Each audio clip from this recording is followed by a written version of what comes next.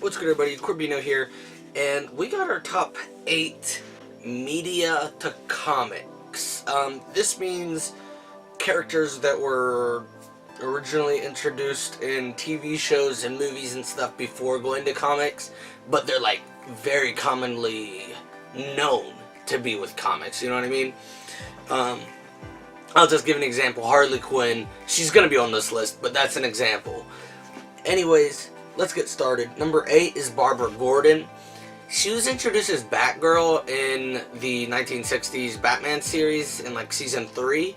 I think there was a Batgirl in the comics, maybe, but not Barbara Gordon. I could be wrong, but either way, Barbara Gordon's a cool character as Oracle and as Batgirl. I've grown to like her Batgirl a good bit over the last couple years. I've always liked her as Oracle because of the Arkham games and just the knowledge I knew of her. But she's always been a cool character, and then, you know, her story arc in the Killing Joke, she's always been a cool character, and I mean, the Bat family definitely wouldn't be the same without her. Number 7 is another member of the Bat family, just from the future. Terry McGinnis, aka Batman Beyond. I think in the comics they had another guy be Batman Beyond at one point. Let me know if that is true, I don't know. But Terry McGinnis, he was voiced by Eric, or Will Friedle from Boy Meets World, in the DCAU, and that show came out, I don't know, was that the 90s or early 2000s? Either way, I think it lasted 3 seasons. Me and my brothers, we loved that show growing up. And, I mean, just his suit was awesome, and Terry McGinnis was awesome. And I don't know when his first comic debut was, but I think in like 2015 he got his own comic series, and I picked it up and fell in love with it. Just because he's an awesome character, and I'm glad he got introduced into the comics. I think he still has one going. Number 6 is Calder, however you pronounce that, aka Jackson Hyde, aka Aqualad. The Black Aqualad. He was introduced in Young Justice, but now he is in the comic books, and he's still in Young Justice. He was on the Teen Titans for a little bit, and then the Teen Titans disbanded, and we have no idea what happened to him. We know what happened to all of the Titans except for him, and that makes me mad. But either way, he's probably my favorite out of the main 6 on Young Justice. He's probably my favorite. But yeah, he's an awesome character, and that's why I didn't really know if he was another character in the comics or not, because I knew, I don't know his name, but he normally wore red with the blue trunks, and then later blue with the black pants. I think his name became Tempest later, and he was on the Teen Titans cartoon, and he was a founding member of the Teen Titans. Anyways, that's how I always knew it, and then Young Justice came around, and here's the new Aqualad, and I was like, I don't know who this is, but he's really cool, and I like him. And when he finally got introduced into the comics, that was awesome, and I believe he was gay, and I don't think he was gay in the show, but I don't know. Number 5 is Angel/Nobody. They were both introduced in the 2003 series of TMNT. Angel was a young purple dragon, in case you knew. And Nobody was this superhero that, you know, operated out of New York. But in the comics, they both made their transformation. But Angel is now Nobody, and that's her alias when she's in her gear as a superhero or vigilante, whatever you want to call her. And Angel, I love her. Nobody, you never got to know too much about him, but it's awesome taking 2 elements from the 2003 series and putting them into the comics. Had some technical difficulties. Looks like the camera's a little tilted now, but oh well. Number 4 is Harley Quinn. Imagine a world without Harley Quinn. It's honestly pretty hard. Harley Quinn was introduced in the Batman animated series back in the 90s, and then she made her comic debut in like comic tie-ins and the Mad Love story arc.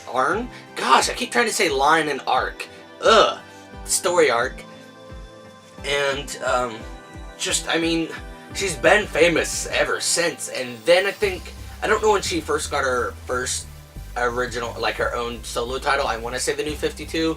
But either way, she finally started distancing herself from the Joker and becoming her own. She was part of the Suicide Squad. Then the Suicide Squad movie bumped her up even more, and she made made a couple appearances in the Batman TV show in the 2000s.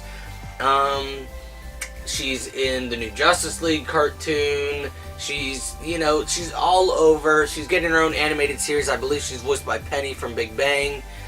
Just imagine a world without Harley Quinn. It's really hard to do. I mean, she's definitely not my favorite Angel and Terry McGinnis, they are above Harley on my favorite list, but like Harley's impact, like imagine that. You can't. Number 3 is Krang. He was introduced in the 80s cartoon series.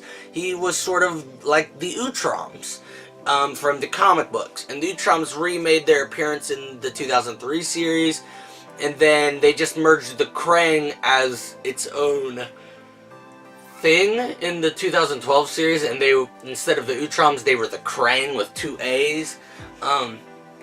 And in the comics are the Utroms again, and there was a character named Krang. Even in the 2003 series, there was a Utrom that walked up by on scene that went by the name of Krang for like a millisecond. And that's what makes me mad in the 2010 movie Turtles Forever, because Shredder finds him from this universe, but they can't find Krang from this universe, but there is a Krang from that universe. So, it always made me mad. But anyways, Krang, imagine, like, if you're a Turtle fan, we've been dying to see Krang on the big screen since the 80s. And now we got him, and he wasn't that great, but still, Krang has always... everyone knows that, Shredder, where's my body? That, everyone knows that voice. Like, everyone knows him in his weird mandroid, half-naked in a thong body. Like, everyone knows the Krang. And now kids today, they know the Krang being the ones that are called the Turtles. Like, Krang, you couldn't have the Ninja Turtles. I mean, you could, but, like, next to Shredder, Krang is, like, their biggest villain. And it just, I could not imagine the comics, the TV shows, the world without Krang. And I'm so glad we got him. He's such a funny character, but also so evil, just depending where you're coming from. Okay, the middle video battery died. Let's get back to it. Number 2 is Bebop and Rocksteady. Am I recording? Yes, I am. Okay. Number 2 is Bebop and Rocksteady because they're great and they're funny, and we've always wanted to see them in the movies. We finally got it in, what was that, 2016? Dang, that feels like forever ago. Anyways, they were alright in that movie. But now they've transferred to the comics, and they've transferred to the 2012 series, and they had an Easter egg in the newest Ninja Turtle series. And just without them, just where would we be?